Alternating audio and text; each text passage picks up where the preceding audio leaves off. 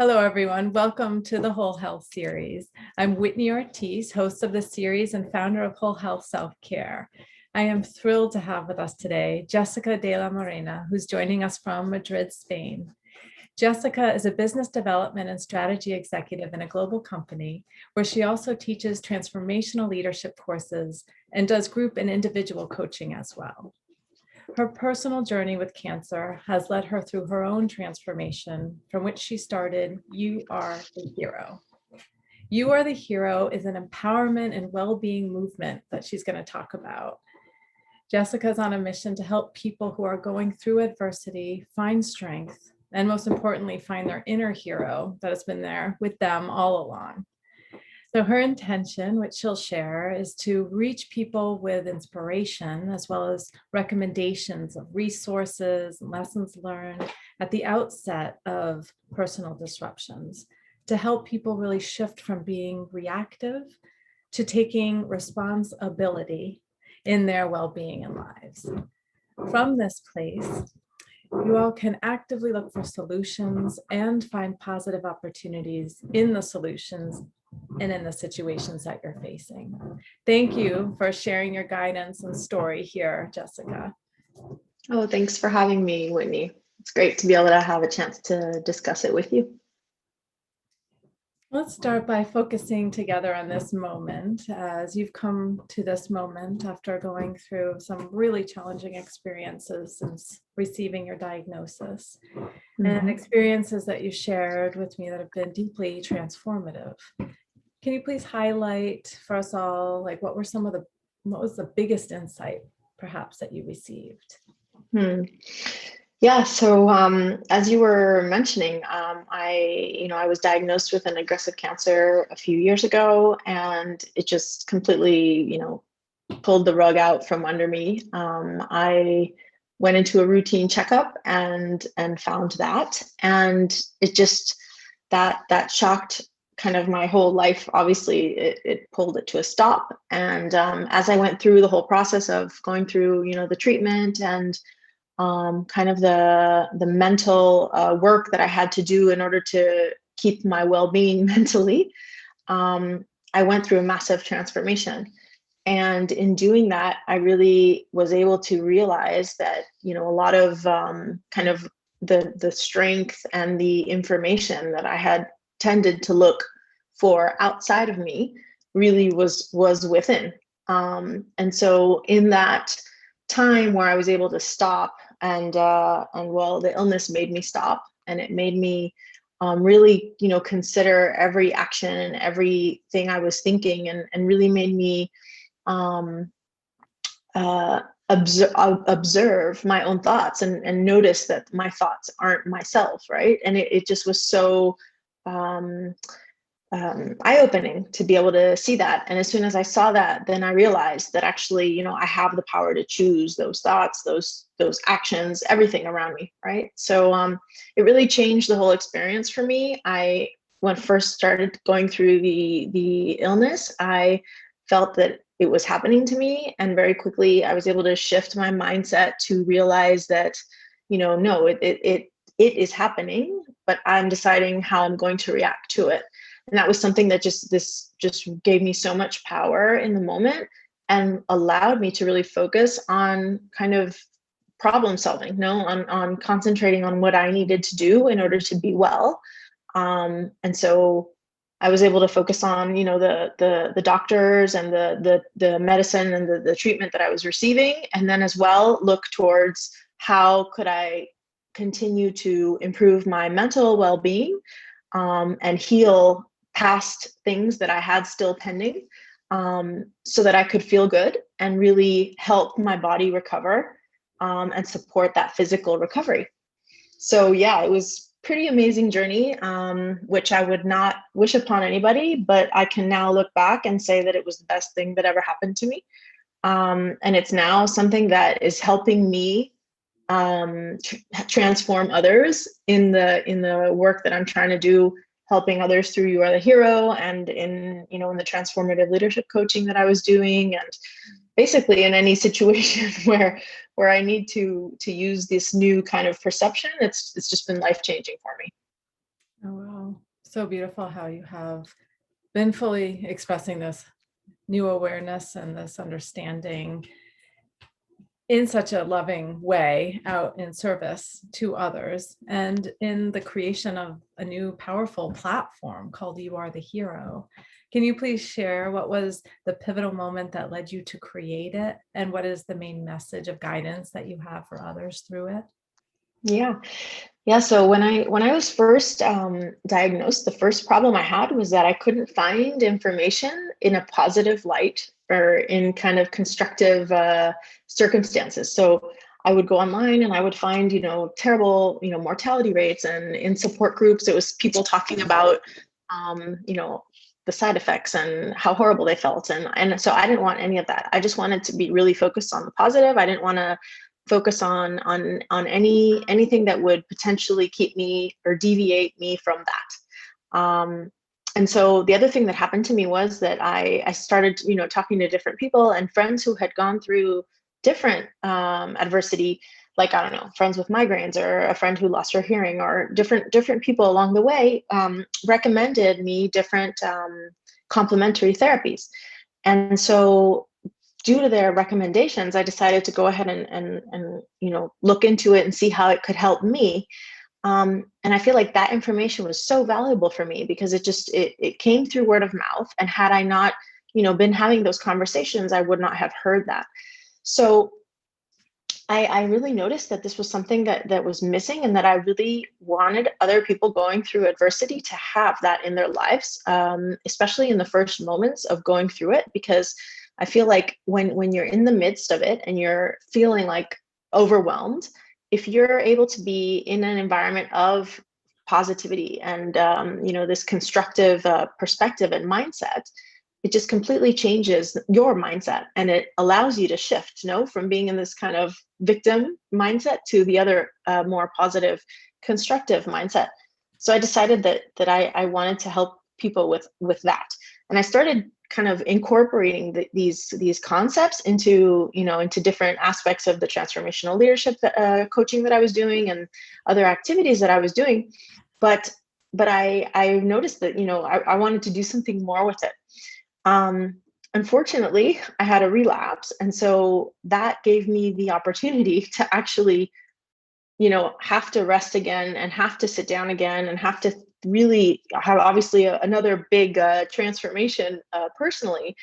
And so it was during this experience that I decided, that's something I really need to do. And so I started talking about it with my friends and family, and just kind of envisioning it and thinking, what would that look like and how would I do it? And the more I talked about it and the more I thought about it, the more things just started to kind of come into place. So friends stepped up saying, I'd like to help you do this. I can help with this. I can help you potentially. I can create a website. So friends and family just started stepping up and saying, I want to help you make this happen. And so we did. And so, yeah, it's been kind of slow because obviously I haven't been feeling well because I'm still in treatment. But you know what? I think it's the fact that I am going through this treatment again. It's just reminding me of how necessary what I'm doing is. And so, yeah, it's allowing me to really pull together all that direct experience I have personally, to try to build something that I think is going to be super helpful. And I hope it changes a lot of people's lives and makes them experience their adversity in a completely different way. So yeah, that's kind of why and how You Are the Hero has come about. And I wanted to mention one thing that I didn't mention, but this all started because of my illness, but You Are the Hero is not about just illness. What I realized in my discussions, and I mentioned it at the beginning, is that any adversity can bring transformation, and that experience of going through that transformation leads to potentially changes in our mindset, and using certain techniques, as I was mentioning before. And so it doesn't matter the kind of adversity that detonated that transformation. I think the point is that when you go through something that shakes you up, It's shaking up all your core values and your whole kind of belief system. And that's something that's common to everyone going through adversity, regardless of what the adversity is. And so I think that's another piece that for me was really important about the website. I wanted to make sure that it was really just open to everybody who was going through adversity, because I think that adversity and that transformation is a thread. It's a common thread that links everybody, and you know, in linking everybody and everyone feeling part of that is just kind of reinforces the idea that we're all one anyway, right? So for me, that's also a core aspect about the project.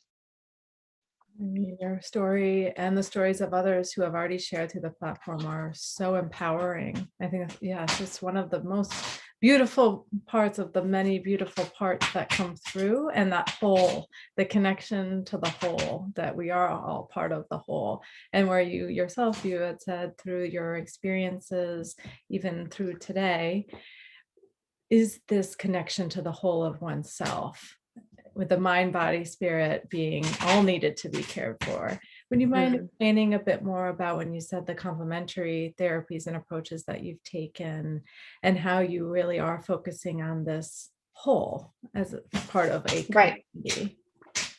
Absolutely. Absolutely. So I think as you know, as I got over the initial shock of going, you know, starting the treatment, I started focusing on my mental and kind of spiritual well-being. So I started meditating daily. I started, you know, getting more active physically as much as I could, given the circumstances that I was going through. I started going to a psychologist. I started I did biodecoding, which is a really amazing therapy that just allows you to kind of be faced head on with behaviors that you don't even know that you have that you're doing, and that you're doing in an automatic way, and you're able to observe them and step away from them. It's very similar to the detachment that you experience with meditation. With biodecoding, it's really amazing because it allows you to see things that you just wouldn't see because they're so inherent in you that you don't see them. And as soon as you start observing them, the amazing thing is that you just can let them go, because you realize, first, that you're doing it, and second, that, you know, yes, I probably took this on for whatever reason in the past, and, you know, this behavior served me because it was a survival mechanism or whatever it was in my past, but now I don't need it anymore, and in fact, it's limiting me. So let's move to something different that can really help me. So yeah, I tried also hypnosis. I worked with family constellations. I mean, I tried basically, as I spoke to friends and family, and they told me their experiences, I tried the things that sounded like right for me. And so I think also the slowing down and the meditation was also something that was very important, because it allowed me to really tune in with myself more. And that allowed me to know what things felt right and what things didn't. And so, yeah, I that for me, since it was so important, I also thought, well, that's why in You Are the Hero, I wanted to make sure that people shared their experiences of going through, you know, overcoming adversity, but they shared as well the techniques and the processes that they went through, because that is something that's just super helpful. And so, yeah, it's been a very interesting process. And what I've realized is that that journey on the mental and kind of spiritual side is something that should not end, you know, any time. It should be something that should be continuous. And even when we're feeling fine and we're not having any apparent issue, it's something that it's like kind of a training of a muscle, and it allows you to learn new techniques and new tools that can help you manage your current situation better, but it also prepares you for future situations, and just allows you to manage things in a much better way. So yeah, it's about, you know, creating routine and making sure that you're constant about it, and that you are in continuous kind of on the lookout for noticing, you know, and your body is just it's the trick, really. Your body is going to tell you when it doesn't feel well. And so as soon as you feel, I've been able to become much more in tune with my emotions. And so as soon as I notice that I feel a negative emotion, like, anxiety, or, I'm fearful, or, I don't, something's just not sitting right, I stop and I say, okay, let's see, my body is telling me something. I need to stop and listen to it. And then I need to think, well, what are the thought processes that are happening right now? Like, what's causing me this disease, right? This dis-ease or uncomfortableness. And so generally speaking, I'm able to notice what is that thought process that I'm having. And then I realize that thought process is not me, right? Those thoughts are thoughts that are making me uncomfortable because they don't come from within. They're thoughts that are there and that have come from, society, culture, your parents, your, I don't know, your friends, whoever, that, those just beliefs that have been in you for so long that you don't even realize. And as soon as you notice that it's that, then you can start thinking, okay, then I need to think something else. I need to think thoughts that are more aligned with my heart and with what I really feel. So that exercise is, I think it's a really important exercise. Yeah. Yes. And it is that practice. It is an exercise, is to get into that mode of it always being there. And you highlight the importance of the personalized approach, right? That each person really has to find what works best for her, himself, and then go forward with that routine of incorporating it into the daily to help in the moment and then to prepare for what may come. Exactly. I highly encourage everyone to check out the portal, submit their stories, read other people's, really become a part of this movement. Can you please share how people can do that? What are the links and other ways to follow you? Absolutely. So the webpage is called youarethehero.com, and it's spelled you, just the U, ARETHEHERO.com.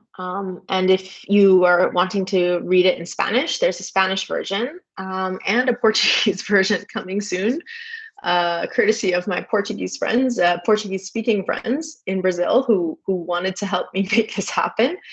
And yeah, basically, for those of you who have already been through, some sort of adversity and have seen the other side, or are in the midst of it, but are learning, and you feel that you're ready to share that, I really recommend you writing about your experience. It's a way to really heal. It's the first step in healing, I think. And it's a way in which to release your emotions and get kind of that down on paper. It's 500 words. You go on the website, there's a section called Share Your Story, and you can just submit it there. And then, yeah, we it gets reviewed and we translate it to the other language that it's not in. And then, yes, we feature our stories in Instagram as well, and Twitter. And the handles are at You Are the Hero. Yeah, at You Are the Hero. And yeah, for those of you who are not ready yet to write, I think the question is, you could really use inspiration and guidance probably in a moment like this, if you're starting to go through a difficult situation. And so, rather than go down that rabbit hole of negativity, I would love for you to be able to just find inspiration and guidance on the website. And just, you can read about, you can just go in and see the articles, or you can just type in a keyword that you think is, interesting, or we have sections. So you could look about, COVID, or you could look about health and just read the stories and see what resonates. But I can guarantee you that just reading them is really inspirational. What I didn't know, Whitney, in doing this is that I wanted to do this because I don't want anyone else to go through what I went through, of feeling, alone and feeling that lack of kind of positivity around me. But I didn't realize that I knew that I was going to feel good because I was helping others, but I didn't realize how amazingly great I was going to feel by reading these stories, and reading these stories and engaging with people who are writing these stories. They're writing to me, via direct message, or we're emailing sometimes, and wow, just seeing that inspiration is an inspiration for me too. And so I'm still going through my process and I need inspiration. So it's just been amazing to be also seeing the stories, but being on the inside and getting to talk to so many people that are so inspiring. So if anyone has written a story and has already done so, thank you so much for inspiring me and for inspiring so many people around the world. So awesome. And this global platform of community and genuine connection is so special, and people really craving that kind of connection right now that you're offering. So thank you very much for sharing here with us, and again, encouraging people to go to the platform, submitting their stories, and to following your work through social media as well. Thank you so much, Jessica. Thank you, Whitney.